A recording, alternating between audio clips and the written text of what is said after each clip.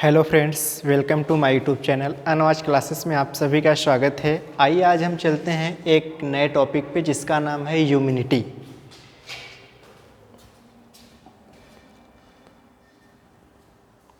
देखिए, ये हम लोग कल की वीडियो में पढ़े थे लाइफ साइकिल ऑफ प्लाज्मोडियम यानी मलेरिया के बारे में, और आज हम लोग पढ़ेंगे कि इम्यूनिटी यानी प्रतिरक्षी होता क्या है। तो चलिए देखिए, सबसे पहले हम लोग बात करते हैं प्रतिरक्षी यानी इम्यूनिटी की। देखिए, जीवों की वह क्षमता जिसके द्वारा वह विभिन्न रोगों के प्रति अपनी प्रतिरोधकता व्यक्त करते हैं प्रतिरक्षा कहलाता है। कहने का मतलब कोई भी जीव हो, वह किसी भी रोगों से लड़ने की जो क्षमता उसके अंदर होती है उसी को हम इम्यूनिटी या फिर प्रतिरक्षा कहते हैं। आगे लिखा है, तथा हमारे शरीर में प्रतिरक्षा उत्पन्न करने के लिए एक पूर्ण विकसित तंत्र पाया जाता है जिसे हम प्रतिरक्षा तंत्र कहते हैं यानी इम्यूनिटी सिस्टम कहते हैं।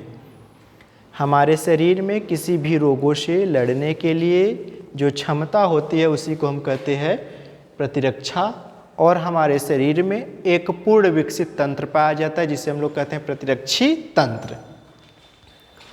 और यह प्रतिरक्षी तंत्र दो प्रकार का होता है। एक आपका होता है सहज प्रतिरक्षा, दूसरा होता है उपार्जित प्रतिरक्षा यानी इन्नेट इम्यूनिटी और एक्वायर्ड इम्यूनिटी। तो हम लोग समझते हैं कि सहज प्रतिरक्षा होता क्या है। सहज प्रतिरक्षा का मतलब होता है जन्मजात, यानी जो जन्म से ही किसी रोगों से लड़ने की क्षमता हमारे शरीर में होती है उसी को हम लोग सहज प्रतिरक्षा कहते हैं। या इसे हम लोग कह सकते हैं कि ये जन्म से ही हमारे शरीर में जो क्षमता होती है रोगों से लड़ने के लिए उसी को हम सहज प्रतिरक्षा कहते हैं। देखिए लिखा है, सहज प्रतिरक्षा एक अविशिष्ट रक्षा है जो हमारे शरीर में जन्म से ही मौजूद होता है। यानी हमारे शरीर में जो जन्म से लड़ने की क्षमता रोगों से प्रति पाई जाती है उसी को हम लोग सहज प्रतिरक्षा कहते हैं। यह मुख्य रूप से आपका 4 प्रकार का होता है। तो देखिए कौन कौन सा वो 4 प्रकार है। देखिए, आपका ये पहला है शारीरिक रोध जिसको हम कहते हैं फिजिकल बैरियर। इसके अंतर्गत शारीरिक रोध या फिजिकल बैरियर होता क्या है। जैसे आपको पता है कि जो हमारा शरीर है यह एक वातावरण में यानी वायु, धूल, मिट्टी, जल इत्यादि कणों के बीच उपस्थित है। तो हमारे त्वचा पे यानी शरीर यानी स्किन पे जो भी धूल के कण या मिट्टी या जल, वायु आते हैं उसमें सूक्ष्म प्रकार के बैक्टीरिया, वायरस, फंगी इत्यादि सभी पाए जाते हैं जिनसे हमारी त्वचा क्या करती है, सुरक्षा करती है। तो इसको हम कह सकते हैं कि ये शारीरिक रोध होता है। जैसे इसमें त्वचा आ जाएगा, आपका श्वसन आ जाएगा। देखिए, त्वचा का मतलब आप समझ गए कि हमारे बॉडी के ऊपर कोई धूल या मिट्टी का कण आता है तो उससे हम बचने। लेकिन श्वसन क्या है? श्वसन यानी नाक के अंदर एक पाया जाता है प्लाज्मा म्यूकस। म्यूकस का काम क्या होता है कि जैसे जब हम श्वसन करते हैं तो धूल के कण, मिट्टी के कण जो हमारे श्वसन करते समय हमारे नासा छिद्र में जाते हैं, तो नासा छिद्र के थोड़ा सा आगे जाएंगे तो यहाँ नासा कपाट पाया जाता है। उस नासा कपाट में एक म्यूकस पाया जाता है जो तरल चिपचिपा टाइप का होता है। ये क्या करता है कि जो हमारे नासा छिद्र में छोटे छोटे बाल पाए जाते हैं, रोम पाए जाते हैं, उन रोम छिद्रों से बच के जो आगे की तरफ धूल का कण या वायरस जाता है वो नासा कपाट में म्यूकस क्या करता है, चिपका लेता है, उसमें वो चिपक जाता है, फिर आगे नहीं जा पाते हैं। अगला हमारा है कायिक रोध या फिर फिजियोलॉजिकल बैरियर। फिजियोलॉजिकल बैरियर या फिर कायिक रोध क्या होता है? देखिए, इसका एग्जाम्पल है आमाशय में अम्ल, मुंह में लार, आँखों में आंसू। ये सभी रोगाणु वृद्धि को रोकते हैं। यानी जैसे जो आमाशय में अम्ल पाया जाता है, मुंह में लार पाया जाता है और आँखों में आंसू पाया जाता है। इससे आपका HCl निकलता है, हाइड्रोक्लोरिक अम्ल। इसमें कई प्रकार की लार पाई जाती है जैसे टाइलिन हो गया, और आँखों के आंसू में भी एक प्रकार एंजाइम पाया जाता है जो क्या करता है, सभी वृद्धि रोगाणु को रोकने में मदद करता है। अगला है कोशिकीय रोध। कोशिकीय रोध क्या होता है? देखिए, आपको पता है कि जो WBC होता है हमारा, WBC में ये WBC के एक प्रकार हैं, लिम्फोसाइट, मोनोसाइट और माइक्रोफेज। ये भी क्या करते हैं कि कोशिका के अंदर जो भी वायरस, बैक्टीरिया, फंगी आता है, ये उसे रोकने का काम करते हैं। इसके बाद हमारा है साइटोकाइनिन रोध। साइटोकाइनिन रोध क्या है? देखिए, साइटोकाइनिन के अंतर्गत हमारा आता है इंटरफेरॉन नामक प्रोटीन का श्रावण करती है, जो वायरस संक्रमण से बचाती है। जो हमारा साइटोकाइनिन रोध होता है, यह इंटरफेरॉन नामक का प्रोटीन का स्राव करती है। ये भी क्या करता है? वायरस से हमें बचाता है। आइए आगे चलते हैं। देखिए, अभी आप लोग इसका स्क्रीनशॉट ले लेना, अभी पहले समझ लीजिए। देखिए, अब हम बात करते हैं उपार्जित रोग। देखिए, उपार्जित रोग क्या होता है? यानी एक्वायर्ड इम्यूनिटी। उपार्जित रोग एक प्रकार का प्रणाली है जो रोग जनकों को नाश करती है या रोग जनकों का नाश करती है और उनका विकास रोकती है। इसे बाहर से हमारे शरीर में प्रवेश कराया जाता है। जैसे आपने समझा कि जो इम्यूनिटी यानी प्रतिरक्षी होती है, दो प्रकार का होता है। एक होता है सहज प्रतिरक्षी और दूसरा होता है उपार्जित प्रतिरक्षी या प्रतिरक्षा। तो सहज का मतलब बताए हम कि जो सहज प्रतिरक्षा होता है, ये जन्म से यानी जन्मजात हमारे शरीर में ऐसे एंटीबॉडी उपलब्ध होते हैं जो रोगों से लड़ने के लिए सक्षम होते हैं। लेकिन जो उपार्जित प्रतिरक्षा होती है, ये हमको बाहर से लेने की आवश्यकता होती है। जैसे हम कोई भी दवा का उपयोग करते हैं तो उस दवाओं में क्या होता है? यही प्रतिरक्षा होता है, यानी इम्यूनिटी पावर को मजबूत करने की क्षमता होती है। जब तक किसी भी वायरस के प्रति या बैक्टीरिया के प्रति लड़ने की क्षमता बाहर से लिया गया एंटीबॉडी हमारे शरीर में उपलब्ध रहता है, तब तक हमें कोई भी समस्या नहीं होती। जैसे ही इसकी क्षमता खत्म हो जाती है, फिर से हमें बीमारियां होने लगती हैं, फिर से वायरस या बैक्टीरिया अटैक करने लगता है। तो शायद आप इसको समझ होंगे। चलिए, अब हम पढ़ते हैं प्रतिरक्षी की संरचना यानी स्ट्रक्चर ऑफ एंटीबॉडी। देखिए, स्ट्रक्चर ऑफ एंटीबॉडी होता क्या है? जैसे मान लीजिए कोई भी एक व्यक्ति ले लीजिए, मान लीजिए कोई भी एक व्यक्ति है, एक स्ट्रक्चर हम बना के आपको समझाते हैं। देखिए,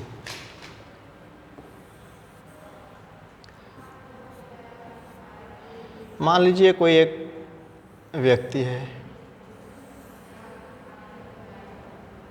तो एक बस ऐसे समझिए, इसको रफ डायग्राम बना रहे हैं। मान लीजिए इसके अंदर कोई एक बैक्टीरिया या वायरस आ गया। इसके अंदर ये मान लीजिए कोई बैक्टीरिया या फिर वायरस आ गया। मान लीजिए इसके अंदर क्या हुआ? एक बैक्टीरिया या फिर वायरस आ गया। और ये क्या है? इसको हम कहते हैं एंटीजन। क्या कहते हैं? एंटीजन। एंटीजन यानी रोगजनक। रोगजनक यानी जो रोग उत्पन्न करता है। एक एंटीजन आ गया, फिर रोगजनक आ गया। अब आपको बताए अभी कि जो WBC होता है, इसके दो टाइप्स होते हैं। एक अभी आपको ऊपर मैंने बताया लिम्फोसाइट्स हो गया, मोनोसाइट्स हो गया, और एक था। तो यहाँ पे एक लिम्फोसाइट्स होगा, एक फैगोसाइट्स होगा। तो देखिए, ये मान लीजिए लिम्फोसाइट हो गया, लिम्फोसाइट्स, और दूसरा आपका हो गया फैगोसाइट्स।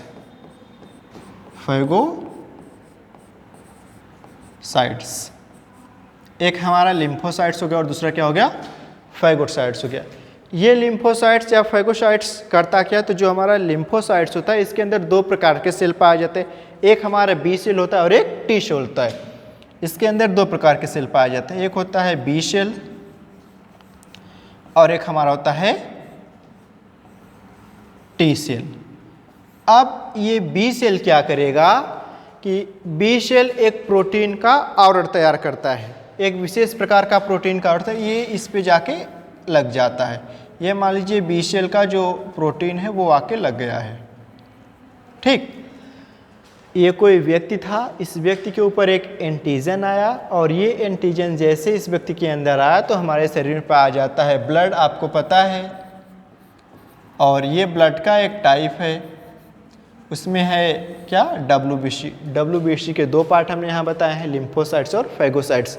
लिम्फोसाइट के दो सेल होते हैं, V सेल और T सेल। तो ये B सेल क्या करेगा, इस एंटीजन के ऊपर जाके लग जाता है। इसके बाद एक विशेष प्रकार के प्रोटीन का निर्माण होता है और इसे ही हम क्या कहते हैं, एंटीबॉडी। इसे हम क्या बोल देंगे, एंटीबॉडी। एंटीबॉडी यानी प्रतिरक्षी, यानी कहने का मतलब है जो बी सेल होगा इस एंटीजन के पास जाएगा और इसका जो प्रोटीन होगा, इसका जो भी एंजाइम्स होगा, ये क्या करेगा, इसके प्रति एक अनुक्रिया करेगा। क्या करेगा, इसके प्रति एक अनुक्रिया करेगा। और जैसे ही इसके प्रति एक अनुक्रिया करेगा तो ये क्या होगा, उसके साथ जाके जुड़ जाएगा। और जैसे ही जुड़ जाएगा तो ये उसके कार्य को समाप्त करने लगेगा। और जैसे ही इसके कार्य को समाप्त करने लगेगा तो इसको हम क्या बोलते हैं, एग्यूलोनाइजेशन बोलते हैं इसको। जैसे ही ये क्या करेगा, ये इसके साथ आके जुड़ जाएगा तो इसका ये कार्य क्या करेगा, नष्ट करने लगेगा। ये जो हमारा रोगजनक या फिर एंटीजन होगा, इसका कार्य क्या करेगा, नष्ट करने लगेगा, इनको समाप्त करने लगेगा। और इस एंटीजन यानी रोगजनक को समाप्त करने की प्रक्रिया के बाद एक प्रोसेस बनता है जिसका नाम है एल्ग्यूटनाइलाइजेशन। ठीक, तो ये साथ आप समझ गए होंगे। अब चलिए थोड़ा सा आगे चलते हैं। देखिए यहाँ लिखा है कि ग्लाइकोप्रोटीन के अणु, यानी जिसको हम कहते हैं इम्यूनोग्लोबिन के भी नाम से जानते हैं। फिर क्या है कि एंटीजन के प्रति ये क्या करता है, एंटीजन के, यही एंटीजन है, इसके प्रति क्या करता है, एक अनुक्रिया करता है। फिर इस एंटीजन का निर्माण करता कौन है, सॉरी इसको एंटीबॉडी नहीं बल्कि एंटीजन ही कहते हैं हम लोग। एक मिनट, इसको ध्यान दीजिए, एंटीबॉडी नहीं, एंटीजन ही इसको भी कहेंगे, एंटीजन ही कहेंगे। और इस एंटीजन का निर्माण करता कौन है, बी लिम्फोसाइट्स यानी बी सेल होता है। ठीक, इसका दूसरा नाम है प्लाज्मा सेल भी कहते हैं इसको हम लोग, प्लाज्मा सेल, प्लाज्मा सेल के भी नाम से जाना जाता है। और इसका आकार कैसा होता है, वाई शेप का होता है। अभी आगे स्ट्रक्चर आपको दिखा रहे हैं। ये 4 प्रकार के पॉलीपेप्टाइड श्रृंखलाओं से मिलकर बना होता है। ये आपका 4 प्रकार के पॉलीपेप्टाइड श्रृंखलाओं से मिलकर बना होता है। ये जो पहली श्रृंखला होती है इसको हम भारी श्रृंखला या फिर दीर्घ श्रृंखला के नाम से जानते हैं। दूसरे वाले को हल्की श्रृंखला या फिर लघु श्रृंखला के नाम से जानते हैं। इसको हम लोग H2L2 संरचना से प्रदर्शित करते हैं। ये सभी श्रृंखलाओं के मध्य डाइसल्फाइड बंध होता है। एंटीजन के 4 प्रकार होते हैं, IgG, IgA, IgM, IgE और IgD। ये जो 4 प्रकार के आपके एंटीजन होते हैं, इनको आपको कैसे समझना आइए देखते हैं। और एंटीबॉडी के कार्य क्या हैं इसको भी हम समझते हैं। देखिए सबसे पहले हम बात करते हैं, आपने पढ़ा कि ये किसकी संरचना है। देखो ये आपका प्रतिरक्षी की संरचना यानी स्ट्रक्चर ऑफ इम्यूनिटी। देखिए आपने पढ़ा कि ये जो बीच में होता है ये डाई सल्फेट बॉन्ड से जुड़ा होता है और इनके मध्य में एक जुड़ने के लिए एक बंध पाया जाता है जिसको हम कहते हैं प्रतिजन बंध, और या फिर इंग्लिश में एंटीजन बाइंडिंग साइट कहा जाता है। ये वाला पार्ट यहाँ से यहाँ तक जो आपको दिख रहा है यही होता है इसका लघु श्रृंखला, जिसको हम लाइट चैन के नाम से जानते हैं। और इस वाले पूरे पार्ट को हम लोग कहते हैं दीर्घ श्रृंखला, जिसको हम हैवी चैन के नाम से जानते हैं।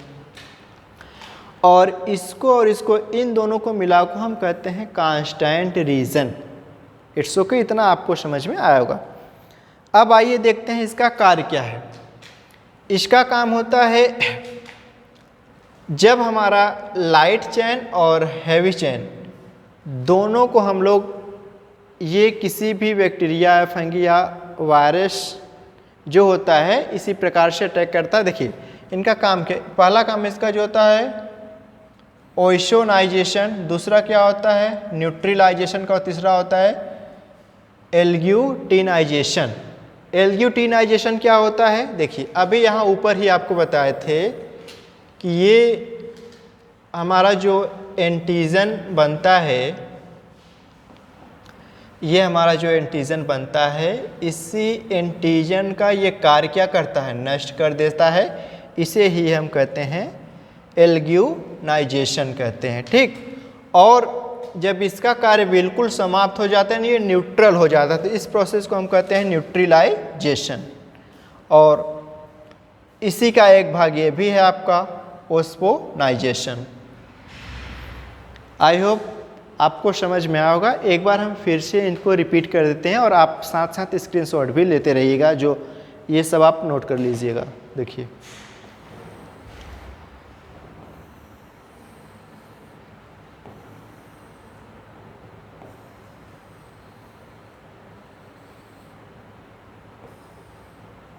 आप पहले इसका स्क्रीनशॉट ले लीजिए, इसके बाद हम बताते हैं। चलिए अब समझिए, हम लोग पढ़ रहे हैं इम्यूनिटी यानी प्रतिरक्षा, जीवों की वह क्षमता जिसके द्वारा विभिन्न रोगों से लड़ने के प्रति हमारे शरीर में एक क्षमता पाई जाती है, जिसे हम प्रतिरक्षा कहते हैं। और हमारे शरीर में एक विशेष प्रकार का तंत्र पाया जाता है, जिसे हम प्रतिरक्षी तंत्र कहते हैं। और जो हमारा प्रतिरक्षी तंत्र होता है या प्रतिरक्षा होता है, ये मुख्य रूप से दो प्रकार का होता है, सहज प्रतिरक्षा, दूसरा होता है उपार्जित प्रतिरक्षा। अभी आपको बताया था कि जो सहज प्रतिरक्षा होता है, इसका काम क्या होता है, ये हमारे शरीर में जन्मजात यानी जन्म से ही पाया जाता है। किसी भी रोगों से लड़ने के लिए जो क्षमता हमारे शरीर में जन्म के साथ ही होती है, उसे हम सहज प्रतिरक्षा कहते हैं। और उपार्जित प्रतिरक्षा हम उसे कहते हैं जो हमारे शरीर में बाहर से इंटर कराया जाता है, ठीक। इतना शायद आप समझ गए होंगे। और जो हमारा सहज प्रतिरक्षा होता है, ये मुख्य रूप से आपका 4 प्रकार का होता है। देखिए आप भी इसका स्क्रीनशॉट ले लीजिए, ये सब नोट कर लीजिएगा, ठीक। आगे देखिए, फिर से हमने बताया कि जो सहज प्रतिरक्षा होता है, ये मुख्य रूप से 4 प्रकार का है। शारीरिक रोध, फिर है कायिक रोध, कोशिकीय रोध और साइटोरोध। ये कायिक शारीरिक रोध का मतलब जो त्वचा या श्वसन के रास्ते के जरिए हम लोग रोकते हैं। जैसे हमारे शरीर पे धूल कण मिट्टी जो भी बैठते हैं, इसमें वायरस बैक्टीरिया बहुत सारी चीज़ें पाई जा सकती हैं, तो उनसे हमारी त्वचा रक्षा करता है। फिर जैसे हम श्वसन करते हैं, श्वसन के जरिए हमारे जो वायु अंदर एंट्री करता है, उसमें भी धूल के कण मिट्टी के कण जाते हैं, तो उसमें जो पाया जाता है, नाक के अंदर पाया जाता है एक म्यूकस जो चिपचिपा टाइप का हो, तो उसमें जाके आपस में चिपक जाते हैं, वो अंदर नहीं जा पाते हैं। दूसरा हमारा कायिक रोध क्या है, कायिक रोध में मासिक अम्ल हो गया, मुंह में लार, आंखों में आंसू, आपको पता है इन सब में एक एक प्रकार के एंजाइम पाए, जैसे HCl हो गया, टाइलिन हो गया, हिमालयज, बहुत सारे एंजाइम होते हैं। फिर आपका ये कोशिकीय रोध क्या है, कोशिकीय रोध का मतलब ये सभी रोगाणु वृद्धि को रोकते हैं। ये जो हमारे शरीर में लिम्फोसाइट्स, मोनोसाइट और माइक्रोफेज होते हैं, ये WBC के एक पार्ट होते हैं। ये भी क्या करते हैं, हमारे शारीरिक में आंतरिक रोगों से लड़ने की क्षमता है। फिर हमारा साइटोकाइनेस इंटरफेरॉन नामक एक प्रोटीन का स्राव करती है जो वायरस से लड़ता है। इसको याद रखिएगा कि इंटरफेरॉन नामक जो प्रोटीन होता है, इसी का काम क्या होता है, वायरस से लड़ने का। आगे देखिए,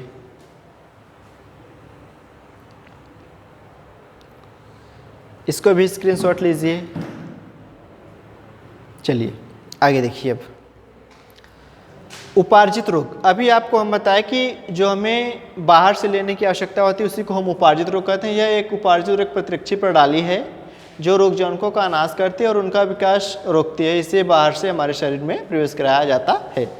अब इसके बाद हम लोगों ने पढ़ा कि प्रतिरक्षी की संरचना, स्ट्रक्चर ऑफ एंटीबॉडी। तो देखिए स्ट्रक्चर ऑफ एंटी, अभी लास्ट में आपको एक ट्रिक बताएंगे, पूरा वीडियो देख के जाना, कि जो इम्यूनोग्लोबिन हैं इनको हम याद कैसे करेंगे। तो एक शॉर्टकट ट्रिक है, आप उससे याद कर सकते हैं। देखिए ग्लाइकोप्रोटीन के अणु पाए जाते हैं इसमें। इसका निर्माण कौन करता है? आपको बताए थे बी सेल यानी बी लिम्फोसाइट्स करता है। इसका रूपांतरण हम प्लाज्मा सेल होता है। इसका आकार कैसा होता है? वाई शेप होता है। ये 4 प्रकार के पॉलीन्यूक्लियोसाइड से बना होता है। इसको भारी श्रृंखला और हल्की श्रृंखला के नाम से जानते हैं। दोनों को मिलाकर हम H2 और L2 संरचना इसका देखते हैं। तो इसका भी स्क्रीनशॉट ले लीजिए और आगे देखिए इसका संरचना भी बनाए हम लोग, और ये स्ट्रक्चर जरूर बना लीजिए, ये स्ट्रक्चर इंपॉर्टेंट है। देखिए यहाँ हम ट्रिक भी बताएंगे आपको और ये भी समझा दे रहे हैं। एंटीजन मुख्य रूप से इनके प्रकार का लिखा गया IgG, IgA, IgM, IgE, IgD। और ये स्ट्रक्चर आपको बताया, ये बॉन्ड याद रखना, ये किस बॉन्ड से जुड़ा होता है, कौन सी श्रृंखला क्या है, इतना याद रखना। और ये इनके कार्य हैं। इसका भी स्क्रीनशॉट ले लीजिए। इसके बाद हम एक ट्रिक्स समझते हैं। देखिए हम ट्रिक को कैसे समझेंगे, ध्यान दीजिए। आइए देखिए, आपको बताया कि हमारे शरीर में जो होता है मुख्य रूप से एंटीजन इम्यूनोग्लोबिन पाए जा रहे हैं। पहला इम्यूनोग्लोबिन होता है IgG, दूसरा आपका है IgA है, कामा तीसरा आपका है IgM, कामा चौथा आपका है IgE और पांचवा आपका है IgD।